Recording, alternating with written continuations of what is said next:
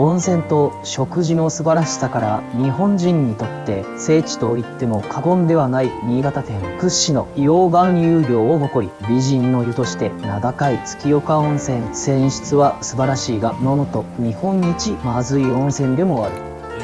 江戸時代から繁華街として栄えた古町では手の込んだ新潟グルメが楽しめるディープな新潟を楽しむ旅です。大阪から飛行機で新潟へ、北アルプスの上空を通る最高の航路、伊丹空港から約1時間で新潟へ到着です。新潟といえば米が有名ですが、実は豆もうまい。味噌、醤油、加工品だと栃ちの油揚げなどが有名です。海鮮や日本酒もうまく、和食のレベルが段違いに高い。昼食は寿司、晩ご飯は地元の方が通う和食の名店に訪問します。まずは新潟市の中心である新潟駅へ。レンタカーかバスで行けますが、積雪が怖いのでバスで向かいます。空港から新潟駅までの距離は約 8km と近く、路線バスや直通バスが頻繁に通っています。直通バスでの所要時間は約25分、運賃は大人470円です。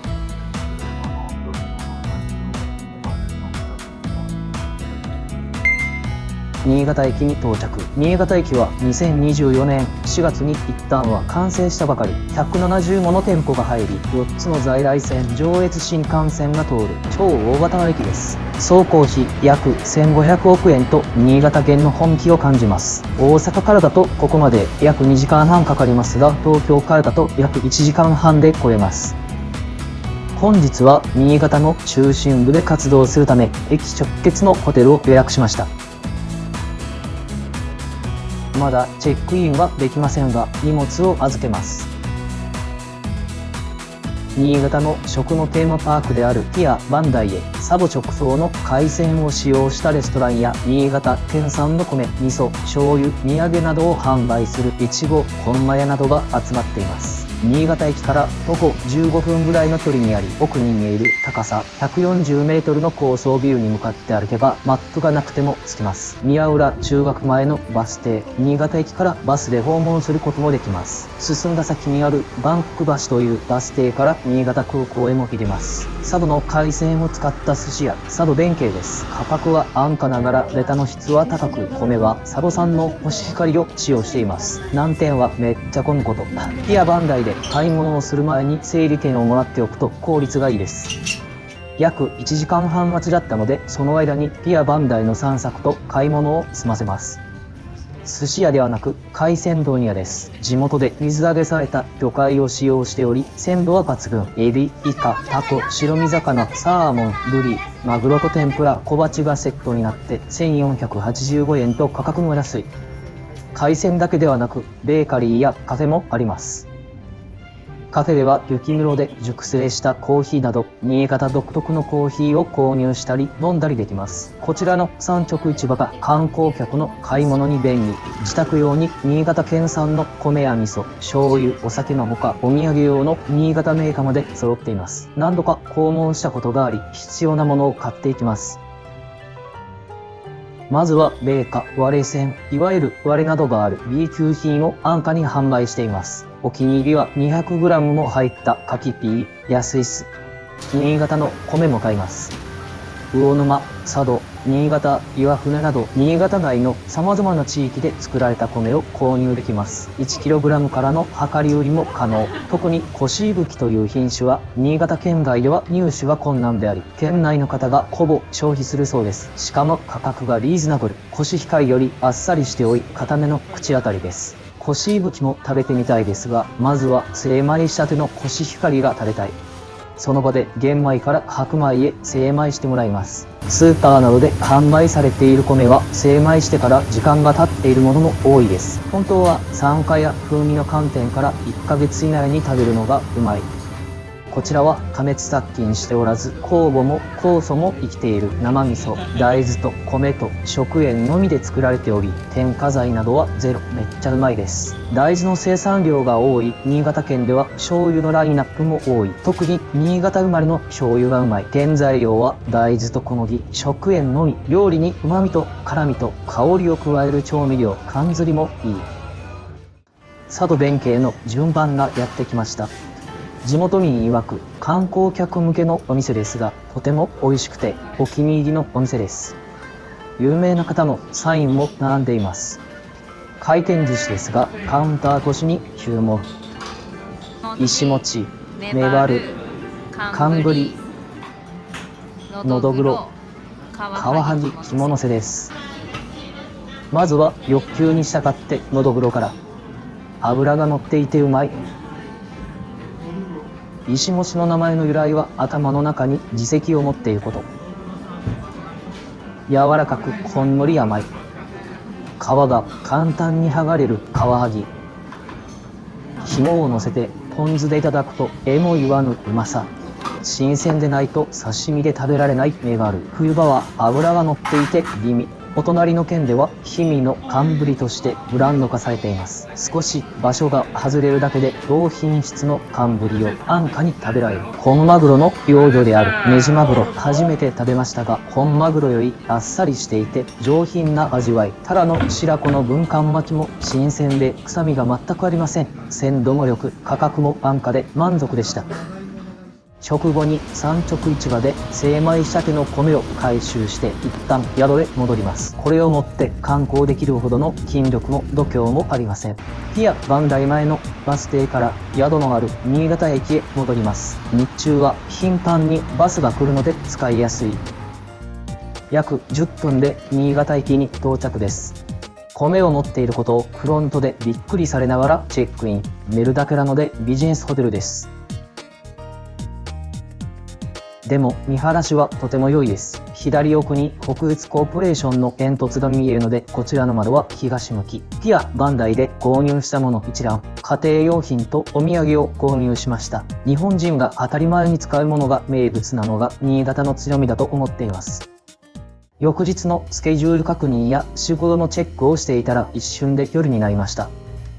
江戸時代から続く北陸随一の花町として称される古町で晩ご飯します。新潟駅から北西に約 2km の距離にあり、バスで向かいます。観光客というよりも地元民で賑わう繁華街です。新潟駅はバス停が多くややこしいですが、古町行きは6番で待てば OK。スイカやイコカなどで乗車できます。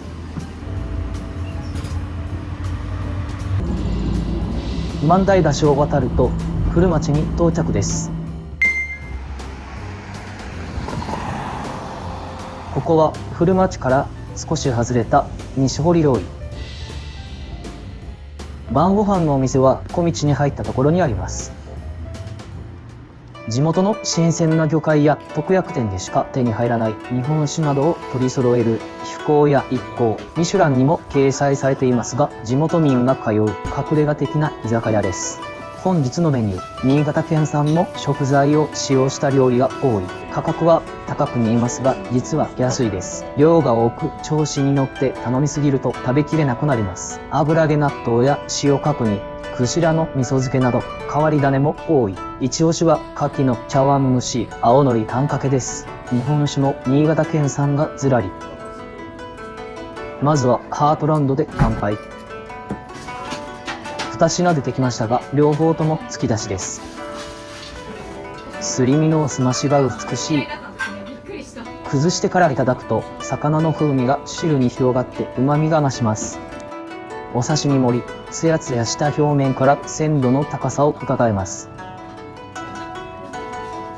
半透明のイカはねっとりとした食感で甘みが強い。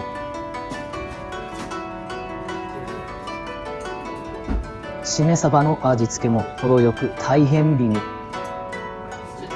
あん肝の旨味、がっつりボリュームがあって驚きました。普通この半分の量ぐらいで同じぐらいの値段します。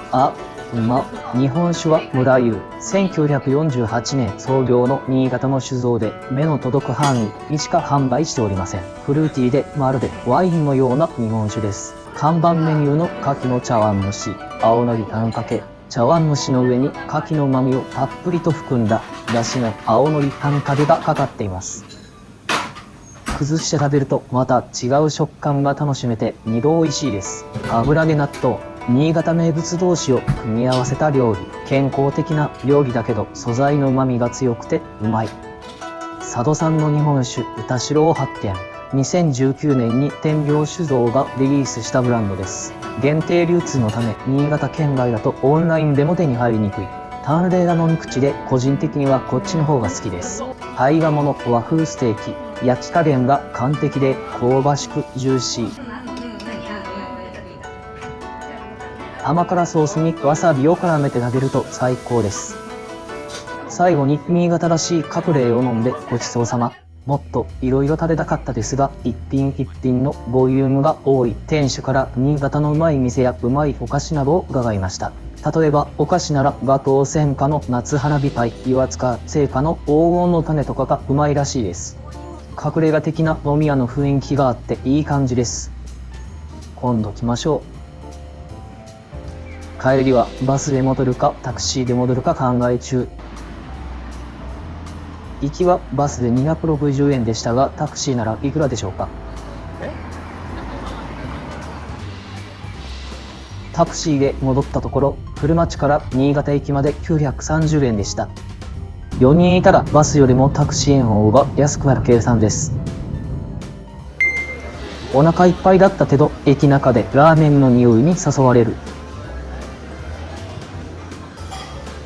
燕三条の職人向けのガツンとしたラーメンを食べます。新潟県のラーメンは関西系に比べてあっさりしたものが多いです。その中でも燕三条系はこってり系。特徴は海苔と背脂が入った醤油ラーメン。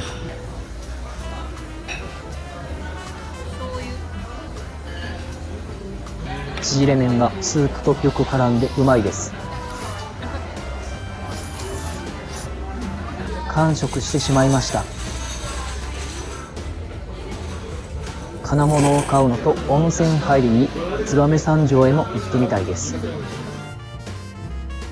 おやすみなさい。おはようございます。今日は新潟駅から電車でお出かけします。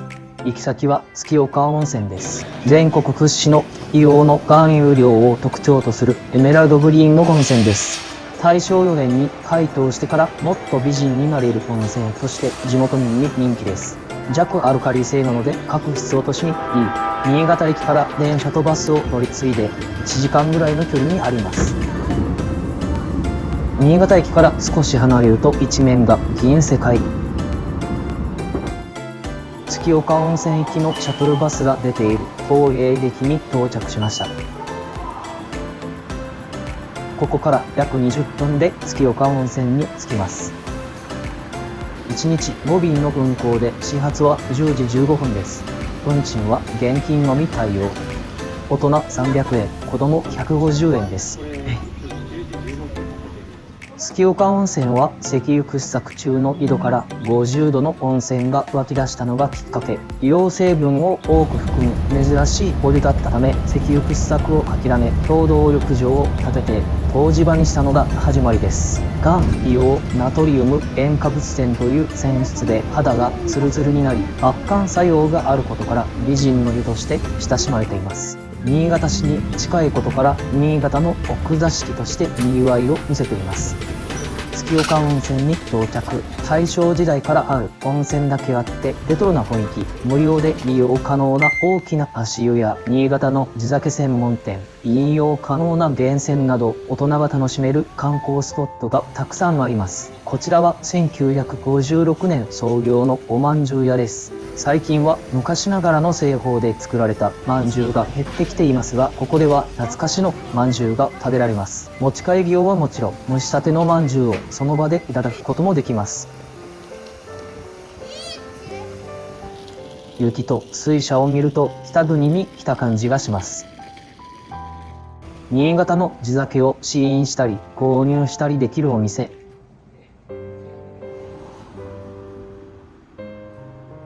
限定販売の日本酒もあり、お土産にはぴったり。試飲できる日本酒にはラベルがかけてあります。では、いただきましょ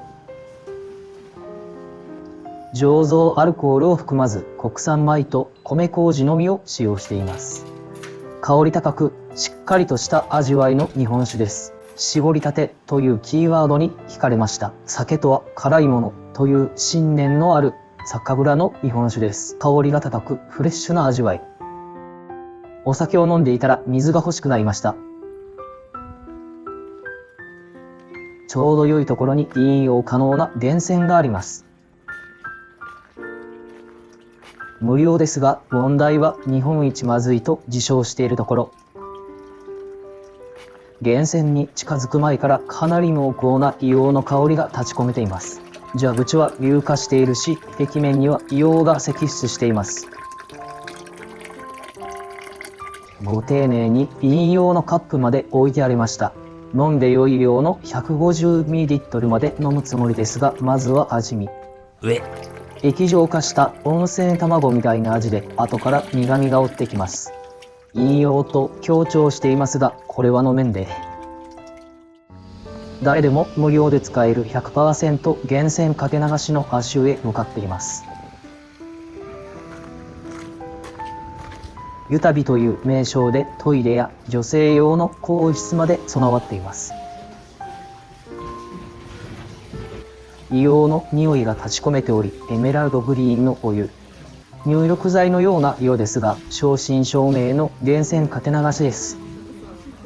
足湯は休憩所の位置づけですが、匂いも温度もちょうど良くて長居したくなります。冬場に来たらこたつみたいな感覚で抜け出せない。お湯が良すぎたので日帰り温泉にも入ります。いくつかの旅館が日帰り温泉を提供しており、そのうちの一つ、あけぼのにお邪魔します。純和風の趣を持つ温泉宿で、源泉 100% の大浴場があります。2020年には源泉露天風呂付きの客室も新設されましたが、今回は日帰り温泉を利用します。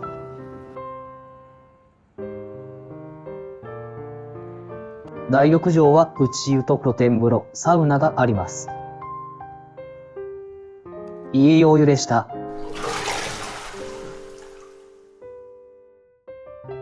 さて、そろそろ帰宅の時間。15時5分、月岡温泉発のシャトルバスに乗って法廷駅まで向かいます。これまで何度か新潟県に遊びに来ていますが、いいところです。米どころだけあって、米や日本酒などの米の加工品がうまい。そして綺麗な海で採れる新鮮な魚も豊富と、食事全般が日本人にとって最高の環境です。今回訪れた月岡温泉以外にも、弥彦温泉や岩室温泉、瀬波温泉など10カ所以上もの温泉地があります。昔はアクセスしにくかったですが、今は上越新幹線や飛行機で全国から1から2時間で来れます。ぜひ訪問してみてください。